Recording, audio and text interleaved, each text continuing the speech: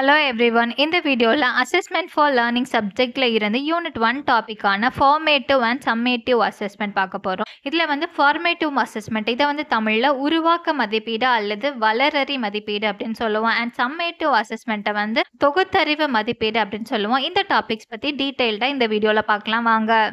So நம்மளுக்கு already தெரியும் அசஸ்மெண்ட்னா மதிப்பீடு. ஒரு எக்ஸாம் வச்சோ இல்லை கிளாஸில் கொஸ்டின் கேட்டோ ஸ்டூடெண்ட்ஸ் எந்த அளவுக்கு லேர்ன் பண்ணியிருக்காங்க அப்படின்றத ஒரு அனலைஸ் பண்ணி ஒரு முடிவுக்கு கொண்டு வரது தான் இந்த அசஸ்மெண்ட். எஜுகேஷனில் இந்த அசஸ்மெண்ட்டை 2 மெயின் டைப்ஸாக பிரிச்சிருக்காங்க. ஒன்று ஃபார்மேட்டிவ் அசஸ்மெண்ட், இதை தமிழில் உருவாக்க மதிப்பீடு அல்லது வளரறி மதிப்பீடு அப்படின்னு சொல்லுவோம். அண்ட் இன்னொன்று சம்மேட்டிவ் அசஸ்மெண்ட், இதை தொகுத்தறிவு மதிப்பீடு அப்படின்னு சொல்லுவோம்.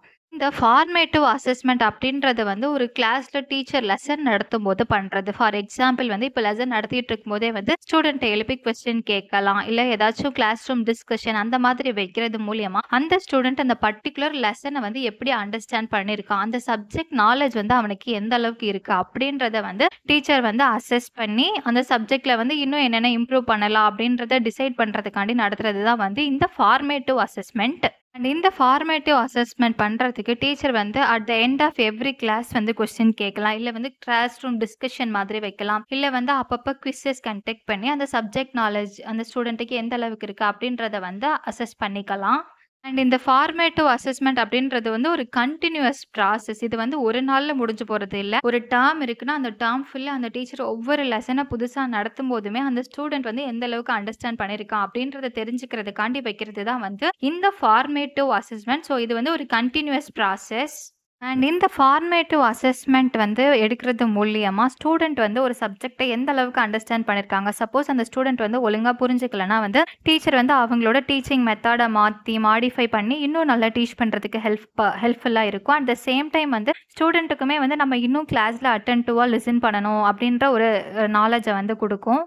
ஸோ இந்த ஃபார்மேட்டிவ் அசஸ்மெண்ட் எப்போ நடக்குதுன்னா during the learning process. Students கற்றுக்கும் போது நடக்கிறது தான் இந்த formative assessment.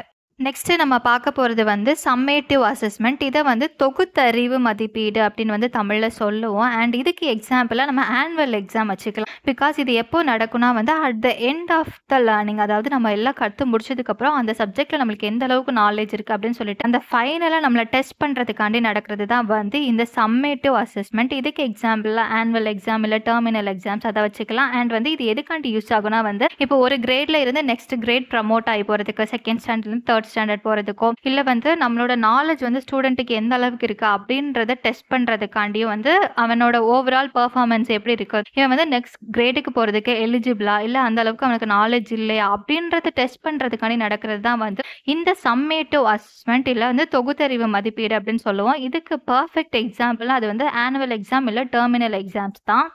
Formative and summative அசஸ்மெண்ட்டோட importance என்னன்னு பார்க்கலாம். ஃபர்ஸ்ட் ஃபார்மேட்டிவ் அசஸ்மெண்ட் நம்மளுக்கு ஆல்ரெடி தெரியும். இது ஒரு கண்டினியூஸ் ப்ராசஸ், லேர்னிங் அப்போ நடக்கிறதுன்னு சொல்லிட்டு. ஸோ லேர்ன் பண்ணுறப்பவே இந்த ஸ்டூடெண்ட்ஸ் கிட்ட கொஸ்டின் கேட்டு அவனை நம்ம செக் பண்ணுறது மூலியமாக அந்த ஸ்டூடெண்ட்ஸை என்கரேஜ் பண்ணுறோம் நம்ம. ஃபார் எக்ஸாம்பிள் இவன் அவன் நல்லா ஆன்சர் பண்ணிட்டானா அவனை என்கரேஜ் பண்ணி ஒரு ஃபீட்பேக் கொடுக்குறது. சப்போஸ் அவன் ஆக்டிவாக லிசன் பண்ணலைன்னா அவனுக்கு ஏற்ற மாதிரி அட்வைஸ் பண்ணி அவனை லிசன் பண்ண வைக்கிறது. அது மட்டும் இல்லாமல் ஸ்டூடெண்ட்டோட ஸ்ட்ரென்த் என்ன, வீக்னஸ் என்ன அப்படின்னு ஐடென்டிஃபை பண்ணுறதுக்கும் இந்த ஃபார்மேட்டிவ் அசஸ்மெண்ட் யூஸ் ஆகுது. அது மட்டும் இல்லாமல் ஸ்டூடெண்ட்ஸ் கிட்ட கான்ஃபிடென்ஸை வளர்க்குது. நம்ம ஆனுவல் எக்ஸாமும் நல்லா பண்ணிடுவோம், இந்த எக்ஸாம் நல்லா பண்ணிட்டோம்னா ஆனுவல்லே நம்ம பர்ஃபெக்டாக நம்ம எழுதிடலாம் அப்படின்னு சொல்லிட்டு ஒரு கான்ஃபிடென்ஸை பூஸ்ட் பண்ணுறதுக்கும் இந்த ஃபார்மேட்டிவ் அசஸ்மெண்ட் யூஸ் ஆகுது. Next summative assessment. இந்த சம்மேட்டிவ் அசஸ்மெண்ட் மூலியமா ஸ்டூடெண்ட்டோட ஓவரால் பர்ஃபார்மன்ஸை நம்ம பார்த்து அவன் நெக்ஸ்ட் கிரேடுக்கு எலிஜிபிளா, இல்லை மறுபடியும் அவன் அதே தான் கற்றுக்கணுமா அப்படின்றத டிசைட் பண்ணுறதுக்கு இந்த சம்மேட்டிவ் அசஸ்மெண்ட் யூஸ் ஆகுது. அது மட்டும் இல்லாமல் அவனுக்கு சர்டிஃபிகேட் கொடுக்கறதுக்கு, ப்ரமோஷனுக்கு இதுக்கெல்லாம் யூஸ் ஆகுது. அது மட்டும் இல்லாமல் ஓவரால் எல்லா ஸ்டூடெண்ட்ஸோட பர்ஃபார்மன்ஸையும் பார்த்து இந்த கரிக்குலம் அந்த பாடத்திட்டம் ஓகேவா, இல்லை அதை இன்னும் இம்ப்ரூவ் பண்ணணுமா, இல்லை அதில் இருக்கிற லெசன்ஸை கம்மி பண்ணணுமா அப்படின்றத ஓவராலாக டிசைட் பண்ணுறதுக்கும் இந்த சம்மேட்டிவ் அசஸ்மெண்ட் தொகுத்தறிவு மதிப்பீடு யூஸ் ஆகுது. இதுக்கு great example annual and terminal exams. Next வந்து பர்பஸ் ஆஃப் அசஸ்மெண்ட் பார்க்கலாம். ஃபர்ஸ்ட் வந்து நம்மளுக்கு ஆல்ரெடி தெரிஞ்சது தான், மானிட்டர் ஸ்டூடெண்ட் ப்ராக்ரஸ். அதாவது வந்து ஸ்டூடெண்ட்ஸ் வந்து எந்த அளவுக்கு லேர்ன் பண்ணியிருக்காங்க, அவங்களுக்கு வந்து அந்த பர்டிகுலர் லெசனில் வந்து நாலேஜ் கெயின் பண்ணியிருக்காங்களா இல்லையா, இல்லை வந்து இன்னும் அவங்களுக்கு நல்லா டீச் பண்ணணுமா அப்படின்றத அண்டர்ஸ்டாண்ட் பண்ணிக்கிறதுக்கு வந்து யூஸ் ஆகுது. செகண்ட் வந்து ஐடென்டிஃபை லேர்னிங் கேப்ஸ். அதாவது வந்து ஏதாச்சும் ஒரு பர்டிகுலர் அவங்க விஷயம் அண்டர்ஸ்டாண்ட் பண்ணாமல் இருந்தாங்கன்னா எதுக்கு அவங்க பண்ணலை, அந்த ஏரியாவில் வந்து என்னென்ன இம்ப்ரூவ்மெண்ட்டை வந்து நம்ம கொண்டு வரலாம், எந்தெந்த விதத்தில் ஸ்டூடெண்ட்டுக்கு சப்போர்ட் பண்ணலாம் அப்படின்றத ஐடென்டிஃபை பண்ணுறதுக்கு யூஸ் ஆகுது. தேர்ட் வந்து இம்ப்ரூவ் டீச்சிங். டீச்சர்ஸ்க்கு வந்து சப்போஸ் ஒரு சப்ஜெக்ட்ல வந்து ஸ்டூடெண்ட்ஸ்க்கு சுத்தமாக நாலேஜே இல்லை அப்படின்னு சொல்லிட்டா அந்த வேற ஏதாச்சும் மெத்தட் யூஸ் பண்ணி டீச்சர்ஸ் டீச் பண்ணுறதுக்கு வந்து இந்த அசஸ்மெண்ட் வந்து யூஸ் ஆகுது. அப்புறம் வந்து மோட்டிவ் ஸ்டூடெண்ட்ஸோட லேர்னிங் அவுட்கம்மை பார்த்துட்டு இன்னும் இந்த மாதிரி வந்து நீங்கள் இம்ப்ரூவ் பண்ணலாம், இல்லை நீங்கள் ஆல்ரெடி சூப்பராக இருக்கிறீங்க அப்படின்னு சொல்லிட்டு ஸ்டூடெண்ட்டை மோட்டிவ் பண்ணுறதுக்கு வந்து யூஸ் ஆகுது. அண்ட் இந்த அசஸ்மெண்ட் அப்படின்றது இந்த மாதிரி ஸ்டூடெண்ட் டீச்சரோட இம்ப்ரூவ்மெண்ட்டுக்கு மட்டுமே இல்லாமல் இன்னும் நிறைய பர்பஸ்க்கு வந்து யூஸ் ஆகுது. இதில் ஃபர்ஸ்ட் வந்து ஹை ஸ்டேக்ஸ் அசஸ்மெண்ட். இது வந்து பெரிய அளவில் நடக்கிற ஒரு ஸ்டாண்டர்டான எக்ஸாம்ஸ். இது வந்து எதுக்கு யூஸ் ஆகுதுன்னா வந்து பக்கத்தில் இருக்கிற அந்த கவர்மெண்ட்டுக்கோ இல்லை ஸ்டேட்டுக்கோ அந்த பர்டிகுலர் டிஸ்ட்ரிக்டில் வந்து எந்த ஸ்கூல் வந்து நல்லா எஃபெக்டிவாக டீச் பண்ணுறாங்க அண்ட் வந்து எஃபெக்டிவ் டீச்சர்ஸ் எல்லாம் இருக்காங்களா அப்படின்ற இந்த ஓவரால் அசஸ்மெண்ட்டுக்கு வந்து இந்த ஹை ஸ்டேக் அசஸ்மெண்ட்ஸ் வந்து யூஸ் ஆகுது. இன்னும் சிம்பிளாக சொல்லணும்னா வந்து ஒரு பர்டிகுலர் டிஸ்ட்ரிக்டில் வந்து அந்த ஸ்கூல்ஸ், டீச்சர்ஸ், ஸ்டூடெண்ட்ஸ் எல்லாமே வந்து ஓவராலாக எப்படி பர்ஃபார்ம் பண்ணியிருக்காங்க, அவங்களுக்கு வந்து நம்ம இன்னும் நல்லா ப்ரமோட் பண்ணி அந்த ஸ்டூடெண்ட்ஸ் எல்லாம் நெக்ஸ்ட் கிரேடுக்கு அனுப்பலாமா இல்லை அங்கே வந்து இருக்க வைக்கணுமா அப்படின்னு சொல்லிட்டு ஓவராலாக டிசைட் பண்ணுறதுக்கு வந்து இந்த ஹை ஸ்டேக் அசஸ்மெண்ட் வந்து யூஸ் ஆகுது. நெக்ஸ்ட்டு நம்ம பார்க்க போகிறது ப்ரீ அசஸ்மெண்ட். இந்த ப்ரீ அசஸ்மெண்ட் அப்படின்றது வந்து ஒரு லெசனையோ இல்லை ஒரு யூனிட்டையோ இல்லை வந்து புதுசாக இப்போ வந்து ஒரு கிரேடுக்கு போயிருக்கானா அந்த கோர்ஸையோ ஸ்டார்ட் பண்ணுறதுக்கு முன்னாடி பண்ணுறது தான் வந்து இந்த அசஸ்மெண்ட். இதில் வந்து அந்த பர்டிகுலர் சப்ஜெக்ட் பற்றியோ அந்த கிளாஸ் பற்றியோ நாலேஜ் வந்து அந்த ஸ்டூடெண்ட்டுக்கு இருக்கணும்னு அவசியம் இல்லை. இதில் வந்து அந்த டீச்சர்ஸ் வந்து என்ன டெஸ்ட் பண்ணணும்னா அவன் வந்து இந்த அகாடமிக்கு வந்து இயருக்கு ரெடி ஆகிட்டானா, புதுசாக கற்றுக்கிறதுக்கு வந்து அவன் ரெடியாக இருக்கானா. சப்போஸ் வந்து அந்த ஸ்டூடெண்ட்ஸ் வந்து ரெடி இல்லைன்னா அவனை வந்து அதுக்கு ஏற்ற மாதிரி ப்ரிப்பேர் பண்ணுறது தான் வந்து இந்த ப்ரீ அசஸ்மெண்ட்டோட பர்பஸ்.